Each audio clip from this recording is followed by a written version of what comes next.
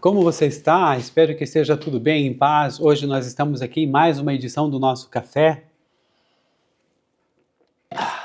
com Jesus, e você já sabe, leitura bíblica, hoje Gênesis 38 e depois a reflexão. Vamos lá? Gênesis 38, a história de Judá e Tamar. Por essa época, Judá deixou seus irmãos e passou a viver na casa de um homem de Adulão chamado Ira. Ali Judá encontrou a filha de um cananeu chamado Suá e casou-se com ela. Ele a possuiu, ela engravidou e deu à luz um filho, ao qual ele deu o nome de Tornou a engravidar, teve um filho e deu-lhe o nome de Onã. Quando estava em Quezibe, ela teve ainda outro filho, e chamou-o Selá. Judá escolheu uma mulher chamada Tamar para seu filho mais velho, mas o Senhor reprovou a conduta perversa de filho mais velho de Judá, e por isso o matou. Então Judá disse a Onã: case-se com a mulher do seu irmão, cumpra suas obrigações de cunhado para com ela e dê uma descendência a seu irmão. Mas Onã sabia que a descendência não seria sua. Assim, toda vez que possuía a mulher do seu irmão, derramava o sêmen no chão para evitar que seu irmão tivesse descendência. O Senhor reprovou o que ele fazia e por isso o matou também. Disse então Judá a sua nora Tamar: more como viúva na casa de seu pai, até que o meu filho Selá cresça, porque temia que ele viesse a morrer como seus irmãos. Assim Tamar foi morar na casa do pai. Tempos depois morreu a mulher de Judá, filha de Suá. Passado o luto, Judá foi ver os tosqueadores do seu rebanho em Timna com seu amigo Ira, o Adulamita. Quando foi dito a Tamar: seu sogro está a caminho de Timna para tosquear suas ovelhas, ela trocou suas roupas de viúva, cobriu-se com um véu para se disfarçar e foi sentar-se à entrada de Enaim, que fica no caminho de Timna. Ela fez isso porque viu que, embora Selá já fosse crescido, ela não lhe tinha sido dada em casamento. Quando a viu, Judá pensou que fosse uma prostituta, porque ela havia encoberto o rosto. Não sabendo que era sua nora, dirigiu-se a ela à beira da estrada e disse: venha cá, quero deitar-me com você. Ela lhe perguntou: o que você me dará para deitar-se comigo? Disse ele: eu lhe mandarei um cabritinho do meu rebanho. E ela perguntou: você me deixará alguma coisa como garantia até que o mande? Disse Judá: que garantia devo dar-lhe? Respondeu ela: o seu selo com o cordão e o cajado que você tem na mão. Ele os entregou e a possuiu, e Tamar engravidou dele. Ela se foi, tirou o véu e tornou a vestir suas roupas de viúva. Judá mandou o cabritinho por meio do seu amigo Adulamita, a fim de reaver da mulher a sua garantia. Mas ele não a encontrou e perguntou aos homens do lugar: onde está a prostituta cultual que costuma ficar à beira do caminho de Naim? Eles responderam: aqui não há nenhuma prostituta cultual. Assim ele voltou a Judá e disse: não a encontrei. Além disso, os homens do lugar disseram que lá não há nenhuma prostituta cultual. Disse Judá: fique ela com o que lhe dei, não quero que nos tornemos objeto de zombaria. Afinal de contas, mandei a ela esse cabritinho, mas você não a encontrou. Cerca de 3 meses mais tarde, disseram a Judá: sua nora Tamar prostituiu-se, e na sua prostituição ficou grávida. Disse Judá: tragam-na para fora e queimem-na viva. Quando ela estava sendo levada para fora, mandou o seguinte recado ao sogro: estou grávida do homem que é dono destas coisas. E acrescentou: veja se o Senhor reconhece a quem pertencem este selo, este cordão e este cajado. Judá os reconheceu e disse: ela é mais justa do que eu, pois eu devia tê-la entregue a meu filho Selá, e não voltou a ter relações com ela. Quando lhe chegou a época de dar à luz, havia gêmeos em seu ventre. Enquanto ela dava à luz, um deles pôs a mão para fora. Então a parteira pegou um fio vermelho e amarrou o pulso do menino, dizendo: este saiu primeiro. Mas quando ele recolheu a mão, seu irmão saiu e ela disse: então você conseguiu uma brecha para sair. E deu-lhe o nome de Perez. Depois saiu seu irmão, que estava com o fio vermelho no pulso, e foi-lhe dado o nome de Zerá. Senhor nosso Deus, muito obrigado pela leitura de Gênesis 38. Agora, Senhor, nesse tempo que vamos refletir, nos abençoa, nos dá discernimento e que o Senhor esteja indo à frente de tudo que fizermos. Em nome de Jesus, amém, amém. Gente, Gênesis 38, né? Olha só o que a gente aprende aqui, que a linhagem de Jesus está embutida aqui em Gênesis 38. E qual é o propósito do relato? Sim, esse capítulo ele tem um peso teológico monumental para a linhagem do Messias. Bom, vamos fazer um retrospecto. Rúben, que era o primogênito original, perdeu seu direito ali de liderança ao se deitar com a concubina do seu pai. Simeão e Levi perderam a bênção, né, os mais velhos, então, por causa do massacre vingativo lá em Siquém. A promessa messiânica e real então recaiu sobre Judá, e nós vamos ver isso em Gênesis 49, versículo 10, o cetro não se apartará de Judá. E a narrativa então de Gênesis 38 não está aí apenas para expor uma falha do patriarca, Judá aqui no caso, né, perdida entre as histórias ali, a gente começou a ler sobre a questão de Jacó e de José, né, e agora é um capítulo à parte, aqui um parênteses que se abre, e aí vai falar sobre Judá. Então o que vai acontecer? Vai se documentar aqui o nascimento de Perez, não é Pérez, né, Perez, assim como a gente fala rapaz, também fala-se Perez. E a descendência então de Perez segue até Boaz, chega ao rei Davi e culmina, sabe com quem? Com Jesus Cristo. Ali no Evangelho de Mateus, logo no capítulo 1, ali na genealogia, versículo 3, se faz questão de incluir Tamar nominalmente na genealogia de Cristo, demonstrando então que a graça de Deus avança na história, usando pessoas quebradas em situações também moralmente complexas, como nós acabamos de ler, e em última instância, é a soberania de Deus, né, que vai preservar a linhagem messiânica aqui. De qualquer maneira, vamos começar então fazendo aqui um resumo dessa primeira parte aqui de Gênesis 38 e podemos então dividir em 4 atos. O primeiro deles é a família de Judá e a morte de Er e de Onã. Bom, primeira coisa é que Judá se afasta dos seus irmãos e se casa com a filha de um cananeu chamado Suá. Eles têm 3 filhos, Er, Onã e Selá. Bom, a gente vai ver depois aqui a questão de que Judá escolhe Tamar como esposa para o seu primogênito, né? O Er, e aí o Er, contudo, ali o texto relata o quê? Que ele era mau aos olhos do Senhor e por isso o Senhor lhe tirou a vida. Depois nós temos, a par dessa ruindade toda aí de Er, né, que morreu, nós temos o irmão dele, a falha de Onã, que seguindo o princípio do casamento levirato, digamos assim, que visava garantir a descendência e amparo à viúva do irmão falecido, Judá ordena então que Onã tome Tamar. Tamar, sabendo que o filho não seria considerado seu, né? O Onã, no caso, sabendo que o filho não seria considerado seu, desperdiça o sêmen no chão a cada vez que faz ali sexo, amor com a Tamar. E aí o que acontece? Isso desagrada profundamente a Deus, que também lhe tira a vida. O que era esse liverato? Para a gente entender um pouquinho. É uma questão de justiça ou uma questão de seguridade social? Veja só, o costume de se casar com a viúva do irmão falecido, conhecido como essa lei do levirato, que significa cunhado, do latim levir, mais tarde foi formalizado ali na lei de Moisés, a gente vai ler isso em Deuteronômio 25, pode até parecer uma imposição injusta, né, para os nossos dias, aos olhos modernos, digamos assim. Mas na antiguidade era um instituto de seguridade social e de direito sucessório que ainda não tinha naquela época o INSS, essas coisas todas. Olha só, no contexto então patriarcal, uma viúva sem filhos perdia o direito de usufruir da herança do marido. E sem o amparo de um herdeiro masculino, ela ficava o quê?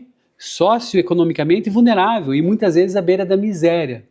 Então o cunhado assumia o dever de gerar um filho em nome do falecido, e isso tem 2 motivos. O primeiro deles é garantir, sim, que a viúva tivesse um herdeiro legal que cuidasse dela na velhice. E depois era questão de assegurar, um instituto de preservação, assegurar então que o nome do irmão não fosse apagado da genealogia e que a propriedade não saísse da família, ali do clã.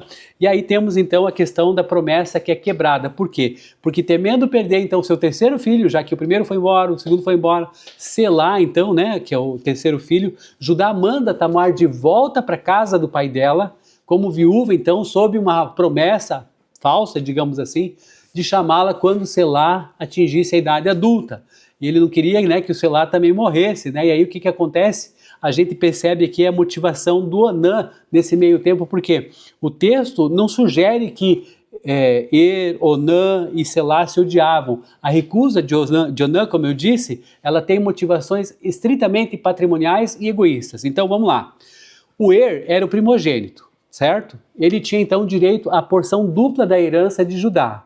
Com a morte de sem herdeiros, Onã, então o irmão, né, o filho mais velho depois dele, tornava-se o sucessor natural da primogenitura e o principal herdeiro disso tudo. E aí, pela regra então do levirato, se Onã gerasse um filho com Tamar, essa criança nascida, seria legalmente o filho de e aí a primogenitura, junto com essa herança maior, passaria para essa criança. Então, qual que é a atitude de Onã? Gênesis 38, versículo 9, nos revela. Ele queria o quê? Queria o prazer sexual ali com Tamar, mas ali executava, na verdade, um coito de certa maneira interrompido. Para quê? Para não gerar filho. Ele se recusava a criar e a sustentar um concorrente, vamos dizer assim, um concorrente, para sua própria herança, o que foi visto por Deus como uma atitude de extrema maldade e também avareza, né? E aí depois o que acontece, né? Vamos seguindo aqui adiante. Anos depois a esposa de Judá morre. Após o período de luto, ele vai para a região lá de Tímina para tosquear das suas ovelhas. Enquanto isso, Selá já cresceu, aquela coisa toda, né? E aí o que acontece? Percebendo que Selá, que deveria coabitar ali com a Tamar, já está adulto, mas que a promessa de casamento ali que havia sido feita não foi cumprida, então Tamar tira suas roupas de luto, cobre-se com um véu e se assenta ali então no caminho por onde Judá ia passar. E essa questão do véu, né, e das prostitutas, o que acontece?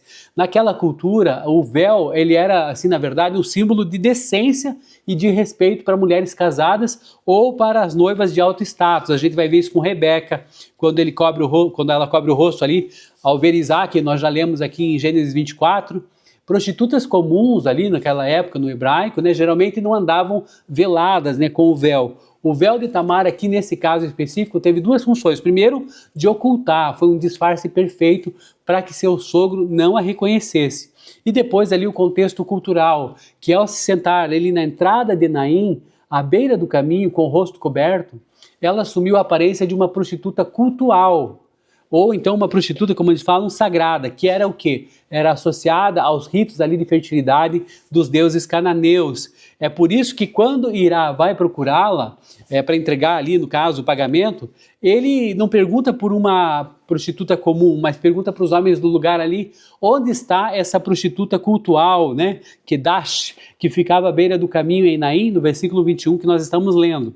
E aí, como dito, então, Judá a confunde com uma prostituta, se deita com ela, e como pagamento, Tamar pede o quê? Tamar pede, na verdade, ali uma garantia, um penhor, até que o animal, um cabritinho do rebanho ali, seja enviado. E que garantia, que penhor são esses? O selo, o cordão e o cajado de Judá. E olha só o peso disso tudo, que tem a ver com a perda de identidade de Judá. Quando Judá entrega o seu selo, o seu cordão e o seu cajado para Tamar, como diz ali no versículo 18, aí o que acontece? Ele não está entregando simplesmente objetos quaisquer ali, coisas simples. Não, no Antigo Oriente Próximo, o selo cilíndrico, que era usado ali num cordão ao redor do pescoço, funcionava, sabe como? Como assinatura oficial do indivíduo, uma espécie aí de RG, ou de CPF, ou de cartão de crédito, para transações comerciais. E o cajado, por sua vez, era o símbolo e autoridade como líder do clã. E ao deixar esses itens com uma suposta prostituta, aqui de beira de estrada ainda mais, Judá entregou literalmente a sua identidade, sua honra, sua autoridade, fez tudo o que não podia, em troca do quê? Em troca de uma satisfação sexual passageira. É por isso que o impacto do versículo 25 é tão devastador. Tamar não tinha apenas uma prova em face de Judá, ela tinha a própria identidade dele ali nas suas mãos. E aí o que acontece? Então, aí no caso, a gente vai continuar, né, essa história do pagamento frustrado, em que Judá envia então o cabrito por meio do seu amigo Dulamita, e aí a mulher não é encontrada ali pelos habitantes locais, e aí o que acontece, né? Só para a gente tirar essa informação aqui, que a gente vai perceber aqui a questão de 3 meses depois, eles vão informar então para Judá que Tamar, sua nora, está grávida por prostituição. Chega aos ouvidos ali de Judá que a sua nora, ela está grávida por prostituição, depois de 3 meses, né? E agindo então com o rigor de um patriarca, a sua justiça própria, ele decreta uma sentença implacável. Tragam-na para fora para que seja queimada, é o que diz aqui o versículo 24 de Gênesis 38. E aí nós temos essa questão de perceber, né? Tragam-na para fora, o que é? Não é a ideia, na verdade, de que Tamar estava confinada numa prisão, mas sim que ela vivia recolhida ali na casa do seu próprio pai, aguardando pacientemente, dia após dia, o cumprimento da promessa de se casar com Selá, que tinha sido prometida lá no versículo 11. No sistema patriarcal, então, o que acontecia? Judá exercia a autoridade máxima de chefe e de juiz do clã familiar.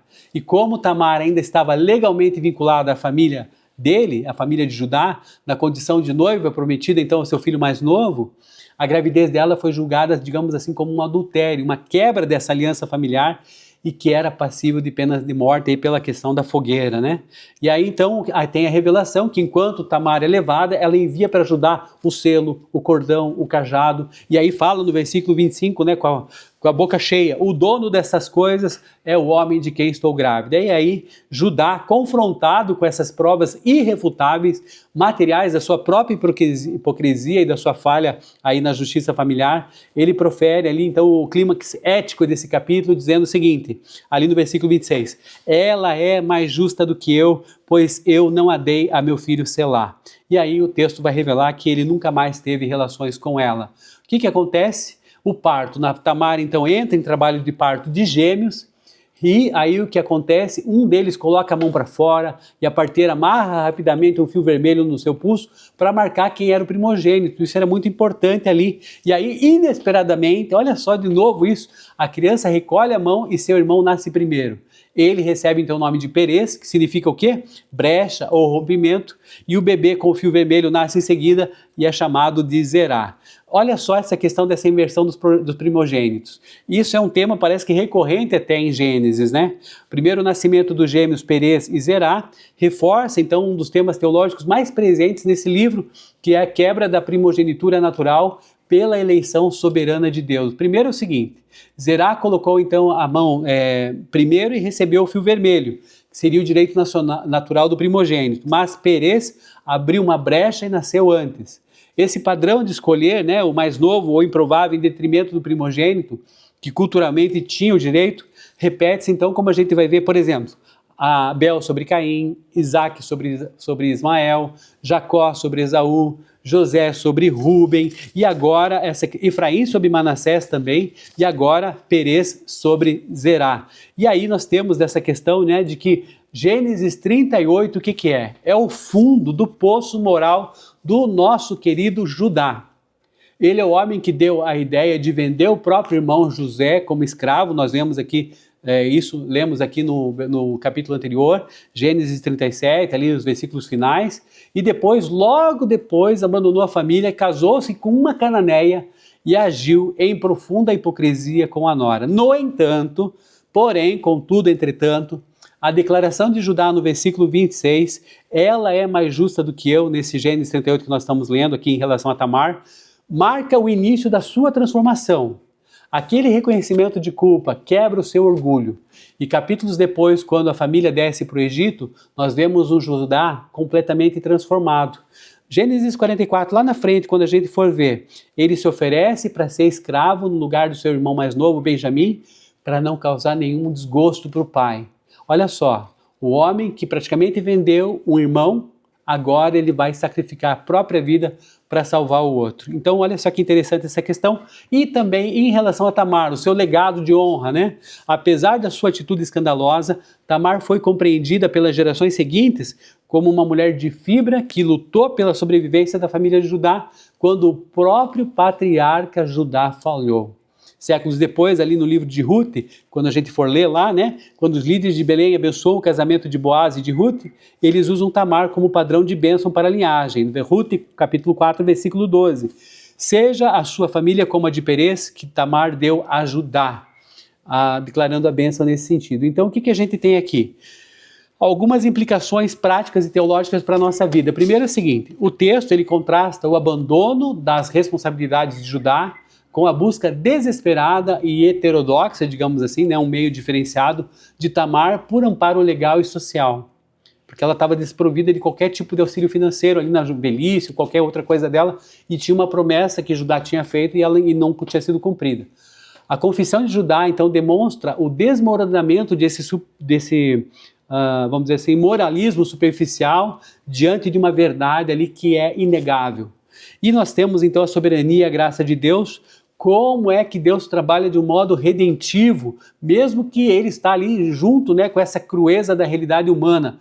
Perez, fruto dessa união moralmente complexa, torna-se o ancestral do rei Davi e garante a linhagem que vai culminar com Jesus Cristo, como nós já vimos lá em Mateus 1:3. A graça divina opera a despeito de todas essas falhas, né, e essas disfunções humanas, como nós já informamos aqui anteriormente. E aí nós temos que esse capítulo de Gênesis 38, que é um parênteses, inserido aqui entre os capítulos 37 e 39, esse relato evidencia então a vulnerabilidade ética de Judá, em contraste então direto com a integridade que José vai demonstrar logo no capítulo seguinte, quando ele se segura, né, diante das tentações ali na casa de Potifar. E um desafio para a gente é o seguinte, essa lição poderosa de Gênesis 38 é de que esse moralismo de fachada, ele não resiste ao espelho da verdade quando ele é confrontado.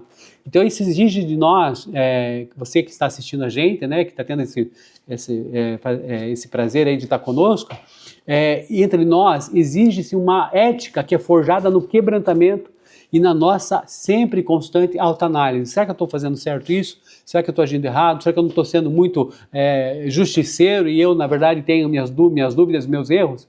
Olha só, assim como o Judá teve seu orgulho confrontado ao se deparar então com seu próprio selo e seu cajado no exato momento em que sentenciava Tamar à morte, a nossa vida de oração, nossa caminhada cristã, elas precisam ser pautadas pela honestidade inegociável diante das nossas próprias falhas, antes que nós julguemos o próximo. A graça soberana de Deus não exige que a gente seja impecável para cumprir os seus propósitos na história, mas exige sim coragem que a gente precisa ter para assumir nossa responsabilidade, lembrando que a verdadeira redenção sempre começa quando a gente para de apresentar justificativas e de autojustiça e a gente confessa diante de Deus e dos homens a nossa própria quebra da aliança, a nossa própria vulnerabilidade. Espero que você tenha gostado desse tempo que nós conversamos aqui, Gênesis 38. Graças a Deus, mais um capítulo cumprido com a sua presença, que tanto nos alegra, e também aqui no nosso Café com Justiça. A paz, Deus abençoe, valeu!